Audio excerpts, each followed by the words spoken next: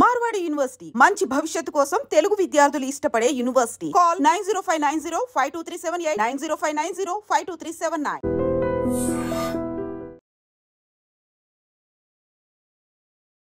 విశాఖలో తీవ్ర సంచలనం కలిగించిన 2 కేసులను విశాఖ పోలీసులు ఛేదించారు. దువ్వాడ కోర్మనపాలెంలో జరిగిన double murder case. Yogendrababu Lakshmi దంపతులు అక్కడ ఉంటున్నారు. డాక్యార్డ్ రిటైర్డ్ ఎంప్లాయీగా పనిచేసి రిటైర్ అయినటువంటి యోగేంద్రబాబు లక్ష్మి ఒక్కసారిగా అత్యంత దారుణంగా హత్యకు గురవటం తీవ్ర సంచలనం రేపింది. అయితే తెలిసిన వాళ్ళే ఇది చేసి ఉంటారు అనేటటువంటి కోణంలో పోలీసులు వేగవంతమైన దర్యాప్తు చేశారు. 7 రోజుల పాటు 10 టీంలు శ్రమించడం వల్ల ఈ కేసునైతే చాకచక్యంగా ఛేదించగలిగారని చెప్పుకోవచ్చు. ఇక్కడ వీళ్ళిద్దరూ పిల్లలైతే యుఎస్లో సెటిల్ అయినట్లు తెలుస్తోంది. ప్రస్తుతం వీళ్ళిద్దరూ మాత్రమే ఈ ఏరియాలో ఉంటున్నారు, రాజీవ్ కాలనీలో. అయితే 25వ తేదీన అదే ఊర్లో గ్రామదేవత పండుగ కూడా అవుతోంది. అయితే రాత్రి 7 గంటల ప్రాంతంలో 112కి పోలీసులకు ఒక కాల్ వచ్చింది. ఇంట్లో నుంచి కాపాడండి అంటూ పెద్ద అరుపులతో శబ్దాలు వినిపించాయి అని చెప్పి స్థానికులు చెప్పడంతో పాటు అయితే వాళ్ళ మేనల్లుడుగా చెప్తున్నటువంటి చైతన్య కూడా ఇంటికి వాళ్ళ మేనల్లుడు 10th మంచి మార్కులు రావడం వల్ల స్వీట్స్ ఇవ్వడానికి వచ్చినప్పుడు ఇక్కడ వీళ్ళింటి దగ్గర యోగేంద్రబాబు ఇంటి బయట ఉండాల్సినటువంటి స్కూటీ లేదు, ఇంటికి కీస్ లాక్ చేసుంది. అయితే మళ్ళీ వచ్చి వెళ్ళాడు, కానీ తనకి అనుమానం రావడంతో పోలీసులకి 112కి కాల్ చేయడం వల్ల అక్కడికి క్లూస్ టీమ్ చేరుకుంది. ఏదైతే మూసున్నటువంటి తలుపుల్ని ఓపెన్ చేసి చూసేటప్పటికి హాల్లో యోగేంద్రబాబు మృతదేహం అత్యంత దారుణ పరిస్థితిలో ఉంది. అక్కడి నుంచి లోపలికి వెళ్ళినాక బెడ్రూమ్లో లక్ష్మి మృతదేహం కూడా పడి ఉండటం, అత్యంత కిరాతకంగా పొడిచి చంపినటువంటి తీవ్ర రక్తస్రావంలో 2 మృతదేహాలను పోలీసులు గుర్తించడంతో డబుల్ మర్డర్గా దీన్ని ఫైనల్ చేశారు. ఇమీడియట్గా క్లూస్ టీమ్స్ని రంగంలోనికి దింపడం వల్ల అక్కడ ఎందుకు ఎలా జరిగింది ఇది అనే కోణంలో ఇప్పటి వరకు దర్యాప్తు అయితే వేగవంతంగా కొనసాగించడంతో ఈ కేసు ఛేదించారని చెప్పొచ్చు. అయితే ఇద్దరిని అత్యంత దారుణంగా ఈ వయసులో, అంటే అతనికి 62 సంవత్సరాలు, ఆమెకి 58 సంవత్సరాలుగా తెలుస్తోంది. ఈ వయసులో వీళ్ళని ఇంత దారుణంగా పొడిచి చంపాల్సినటువంటి అవసరం ఎవరికుంది అనే అనేక రకాల అనుమానాలు కూడా వ్యక్తమయ్యాయి. ఆ పిల్లలు ఎవరైతే యుఎస్లో సెటిల్ అయినటువంటి వాళ్ళ అబ్బాయి కూడా వచ్చి మాట్లాడడం జరిగింది. ప్రస్తుతం ఇదే లొకాలిటీలో ఉంటున్నటువంటి, అంటే తరచుగా వచ్చి వెళ్తున్నటువంటి మేనల్లుడు చైతన్య కూడా తనకున్నటువంటి ఇన్ఫర్మేషన్ వాళ్ళ గురించి చెప్పడం వల్ల పోలీసులు ఆ కోణంలో వేగవంతంగా దర్యాప్తు చేపట్టారు. అయితే ఇక్కడ చూడొచ్చు, వీళ్ళు లాక్ సిస్టమ్, ప్రతి ఒక్కరు కూడా ఒక సిస్టమ్ మెయింటైన్ చేస్తారు. ఇంటికి తలుపులు వేసిన తర్వాత ఆ కీస్ని ఎక్కడో ఒక చోట పెట్టడం అనేది మనం రెగ్యులర్గా చూస్తాం. అది బాగా దగ్గర వాళ్ళకైతేనే అది తెలియటానికి కూడా అవకాశం ఉంటుంది. ఇక్కడే అసలు ఈ క్లూతో పోలీసులు కేసు ఛేదించడానికి కూడా ఒక కారణమైందని చెప్పొచ్చు. సో వీళ్ళిద్దరు కూడా, ఈ దంపతులిద్దరూ బయటకు ఒకవేళ వెళ్తే ఇంటికి తలుపు వేసినాక తాళాలు ఒక ప్లాస్టిక్ డబ్బాలో దాయడం జరుగుతుంది. సేమ్ సిచ్యువేషన్, ఇద్దరిని అత్యంత క్రూరంగా హత్య చేసిన తర్వాత ఆ ఇంటికి తాళం వేసి ఆ కేసుని కూడా అదే చోట ఈ ముద్దాయి దాచడం వల్ల ఒక క్లూ దొరికినట్టయింది. ఇమీడియట్గా క్లూస్ టీం రంగంలోనికి దిగి తలుపులు తీసిన తర్వాత అత్యంత దారుణమైన పరిస్థితుల్లో వీళ్ళ మృతదేహాలు కనిపించాయి. అయితే ఆమె మెడపైన బలమైన గాయంతో పాటు పెప్పర్ స్ప్రే కూడా స్ప్రే చేసినట్టు తెలుస్తోంది. అది ఆమె పెట్టుకున్నటువంటి స్పెట్స్ పైన గుర్తించినట్టు కూడా పోలీసులు చెప్తున్నారు. అయితే ప్రసన్న కుమార్ మిశ్రా అనేటటువంటి వ్యక్తి, ఒడిశాకు చెందినటువంటి వ్యక్తి, ఈ అత్యంత దారుణంగా ఇద్దరిని కూడా హత్య చేయడం జరిగింది. కేవలం నగల కోసం, బంగారం అలాగే నగదు కోసం మాత్రమే హత్య జరిగినట్టు కూడా తెలుస్తోంది. కరోనా టైంలో ఈ ప్రసన్న కుమార్ మిశ్రా అనే వ్యక్తి యొక్క భార్య చనిపోయారు. అమ్మాయికి ఒక అమ్మాయి కూడా ఉంది. ఆమె సాఫ్ట్వేర్ వేరే చోట సెటిల్ అయినట్లు తెలుస్తోంది. ప్రస్తుతం ఈ పర్సన్ మాత్రం ఈ కుటుంబంతో స్నేహాన్ని పెంచుకున్నాడు. తరచూ వస్తూ రావటం వెళ్ళడం, అలాగే లక్ష్మి దగ్గర 5,000 రూపాయలు కూడా తీసుకున్నట్టు తెలుస్తోంది. 5,000 రూపాయలు కూడా ఇవ్వాలి అనే ఒక ప్రెజర్ లక్ష్మి నుంచి మొదలైంది. దాంతోపాటు ఇంతకుముందు కూడా ఈ వ్యక్తి పైన దుబాయ్లో ఒక 5 రోజుల పాటు రాబరీ కేసుకు సంబంధించి జైల్లో ఉండొచ్చినటువంటి వ్యక్తి ఈ ప్రసన్న కుమార్ మిశ్రా. అయితే ఇక్కడ 5,000 రూపాయలు అప్పు తీర్చడంతో పాటు అతనికి పర్సనల్గా ఉన్నటువంటి అప్పులు కూడా తీవ్రంగా ఒత్తిడి పెరగడం వల్ల అప్పులు తీర్చాలంటే తనకు ఈ బంగారం, ఏదైతే లక్ష్మి గారి మెడలో ఉన్నటువంటి బంగారం పైన ఇతని కన్ను పడింది. దీంతో ఈ హత్యకు ప్లాన్ చేసి ఆ బంగారు నగలు ఎత్తుకెళ్లాలని ప్లాన్ చేశాడు. ఈ క్రమంలోనే మొదట లక్ష్మి మెడని చుట్టేసి ఆమెను తనతో పాటు తెచ్చుకున్నటువంటి ఒక నైఫ్తో పీక కట్ చేసి ఆ తర్వాత అత్యంత దారుణంగా ఆమెను హత్య చేసి మెడలో ఉన్నటువంటి బంగారు నగలు తీసుకువెళ్ళిపోవడం జరిగింది. ఆ టైంలో ఈ లక్ష్మి భర్త ఎవరైతే ఉన్నారో యోగేంద్ర, ఆయన బయట ఫోన్ మాట్లాడుతున్నారంట. ఈ తర్వాత ఆయన లోపలికి వచ్చిన తర్వాత కొంత కాన్వర్జేషన్ కూడా ఇద్దరికి మధ్య జరిగినప్పుడు ఒంటి నిండా రక్తపు మరకలు ఉన్నాయి అని చెప్పి ఇమీడియట్గా తన భార్య లక్ష్మి కోసం వెతకడానికి ఆయన లోపలికి వెళ్ళినప్పుడు అత్యంత దారుణమైన స్థితిలో తన భార్య మృతదేహాన్ని చూసిన ఆయన గట్టిగా కేకలు వేయడంతో ఈయన్ని కూడా అంతమొందించినట్టుగా తెలుస్తోంది. ఇవన్నీ కూడా వింటుంటే ఎంత భయంకరంగా ఉంది. ఇక్కడ థర్డ్ పర్సన్ ఎవరో కాదు, వీళ్లతో సన్నిహితంగా ఉన్నటువంటి వ్యక్తి ఇద్దరిని పొట్టన పెట్టుకున్నాడు. అతి క్రూరంగా హత్య చేసినటువంటి సందర్భం ఇక్కడ చాలా షాకింగ్గా అనిపిస్తోంది. ఇంకొక వైపు చూడొచ్చు. సో ఫ్యామిలీ మెంబర్స్ అందరూ వచ్చిన తర్వాత ఖచ్చితంగా ఈమె ఎవరైతే లక్ష్మికి సంబంధించినటువంటి ఫోన్ కాల్ డేటా తీసినప్పుడు ఇక్కడ సాంకేతిక పరమైనటువంటి ఆధారం బేస్ చేసుకుని కేసు ఛేదించారు అని కూడా పోలీసులు చెప్తున్నారు. సో ఆ కాల్ డేటాలో ఒక నెంబర్ మిస్ అయింది, డిలీట్ అయ్యింది. సో ఆ డిలీట్ అయినటువంటి నెంబర్ని బేస్ చేసుకొని ఇది విచారణ అనేది, దర్యాప్తు అనేది కొనసాగడం వల్ల ఆ కాల్ ఎవరికి వెళ్ళింది, ఈ పర్సన్ అదే లొకాలిటీలో ఒక షాప్ దగ్గర ఉండడం గుర్తించారు. అక్కడ సీసీ ఫుటేజ్లో కూడా ఇతందే ఉంది.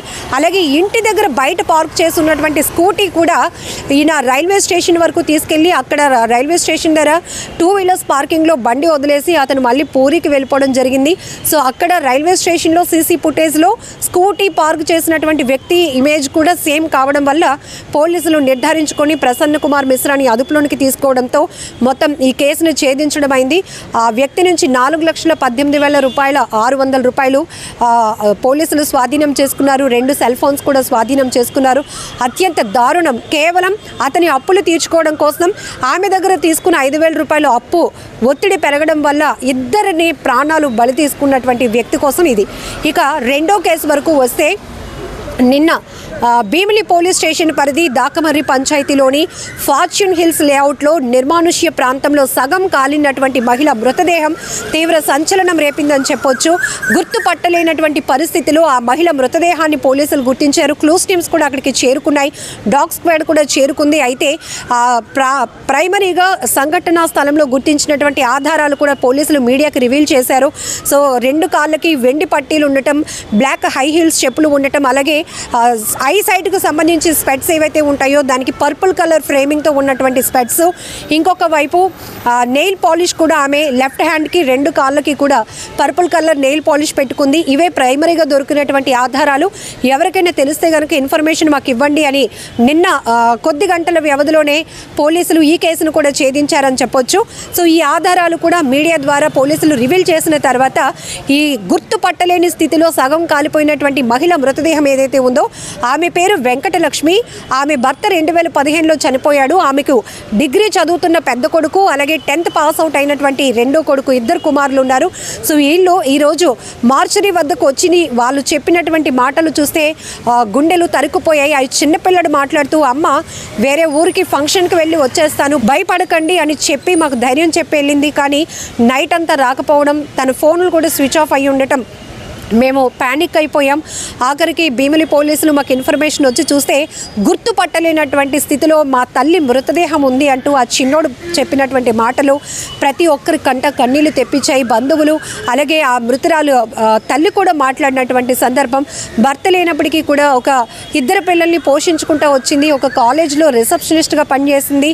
ఆ తర్వాత అక్కడ ఎక్కువగా వర్క్ స్ట్రెస్ వల్ల మానేసిందని చెప్తున్నారు. అయితే ఇక్కడ దివీస్ కంపెనీలో ఎంప్లాయీగా ఒక పనిచేసినటువంటి వ్యక్తితో ఈమెకు ఒక స్నేహం ఏర్పడటం వల్ల అది కూడా ఎవరైతే ఈ మహిళను ఇంత దారుణంగా నిర్మానుష్య ప్రాంతంలో తీసుకువెళ్ళి పీక కోసి తర్వాత పెట్రోల్ పోసి తగలబెట్టేసినటువంటి ఈ క్రూరమైన వ్యక్తి ఉన్నాడు. ఇతనికి 2 భార్యలు ఉన్నారు. సో సెకండ్ వైఫ్ ఎక్కడైతే ఉంటుందో ఈ వెంకటలక్ష్మి వాళ్ళు మారికవలసలో ఉంటున్నారు. ఆ ఇంటి పక్కనే ఉంటుంది. ఆమెకి ఈమెకి గొడవలు అవ్వడం వల్ల వీళ్ళు వేరే చోటుకి వెళ్ళిపోయినా కూడా ఈ పర్సన్తో ఈ వెంకటలక్ష్మికి ఇద్దరికీ కూడా పరిచయం కొనసాగుతూ ఉంది. అయితే 2 రోజుల క్రితమే ఈ ఘటన నిన్న జరిగింది. మొన్న వీళ్ళిద్దరు కూడా బయటకు సరదాగా వెళ్ళాలని చాలా చోట్లకు వెళ్ళడం, ఐస్ క్రీమ్ తిన్నారు, నూడిల్స్ తిన్నారు. ఆ తర్వాత పెట్రోల్ అయిపోయిందని చెప్పి బండికి ఫ్యూయల్ ఫిల్ చేసి ఇంకా మిగతా ఎంటీ వాటర్ బాటిల్లో కూడా కొంత ఫ్యూయల్ వేయించుకొని అక్కడికి వెళ్ళటం. అప్పటికే ఆమెకి డౌట్ వచ్చినప్పుడు కొంతమంది బండిలో నుంచి కూడా పెట్రోల్ దాసేస్తున్నారు, సేఫ్ సైడ్ ఉంటుందని చెప్పి ఆమెని నమ్మించటం. ఆ తర్వాత ప్రైవసీ కోసం మనం ఒక లేఅవుట్లోకి వెళ్ళి కలుద్దామని చెప్పి రఘు ఇంజనీరింగ్ కాలేజ్ ఆపోజిట్ రోడ్లో ఉండేటటువంటి ఫార్చ్యూన్ హిల్స్ లేఅవుట్లోనికి వెళ్ళటం. అక్కడ పూర్తిగా నిర్మానుష్యం, మామిడి చెట్లు మాత్రమే ఉంటాయి. పెద్ద పెద్ద రోడ్లు వేసున్నప్పటికీ కూడా మామిడి తోటలు మాత్రమే ఉన్నాయి. అయితే ఆ చోట మనం ప్రైవసీగా కలుద్దామని చెప్పి నమ్మించి తీసుకువెళ్ళి మోసం చేసి ఆమెను ఎలాగైనా వదిలించుకోవాలి, ఆమె నుంచి ఎలాంటి ఒత్తిడి నాకు ఉండకూడదు. ఎందుకంటే ఈ వెంకటలక్ష్మి వల్ల మొదటి భార్యకి రెండో భార్యకి తనకి మధ్య డిస్ప్యూట్స్ వస్తున్నాయనే ఆలోచనతో తిన్ను కేవలం వదిలించుకోవాలనే దుర్మార్గపు ఆలోచనతో అక్కడ ఆమెను హత్య చేసి ఆధారాలు లేకుండా చేసే ప్రయత్నంలోనే బాడీని కాల్చడానికి ప్రయత్నం చేశాడు. సో ఈ కేసును కూడా పోలీసులు 6 టీంలు ఏర్పాటు చేశారు. ఏసీపీ అప్పలరాజు ఇమీడియట్గా ఘటనా స్థలికి చేరుకొని ఈ కేసును ఛేదించడం కోసం 6 టీంలు పనిచేస్తున్నాయి అన్నారు. అది కూడా గంటల వ్యవధిలోనే ఈ కేసును కూడా ఛేదించడం జరిగింది. ఏది ఏమైనా చాలా బాధాకరం. ఇక్కడ 2 విషయాల్లో కూడా అత్యంత సన్నిహితంగా మెలిగిన వాళ్ళు వివాహేతర సంబంధాలు పెట్టుకుంటూ ఆఖరికి వాళ్ళని వదిలించుకోవడానికి చేస్తున్నటువంటి దుర్మార్గపు ఆలోచనలోనే ఈ హత్యా నేరాలు జరుగుతున్నాయి. ఇక్కడ వారం వ్యవధిలోనే 2 మర్డర్స్, ఇక్కడ దువ్వాడలో డబుల్ మర్డర్ కావచ్చు, భీమిలి పోలీస్ స్టేషన్ పరిధిలో జరిగిన మహిళ మృతదేహం కావచ్చు, ఈ 2 కేసులను కూడా పోలీసులు చాకచక్యంగా ఛేదించడం జరిగింది. మరొక వైపు చాలా అలర్ట్గా ఉండాల్సిన అవసరం ఉంది.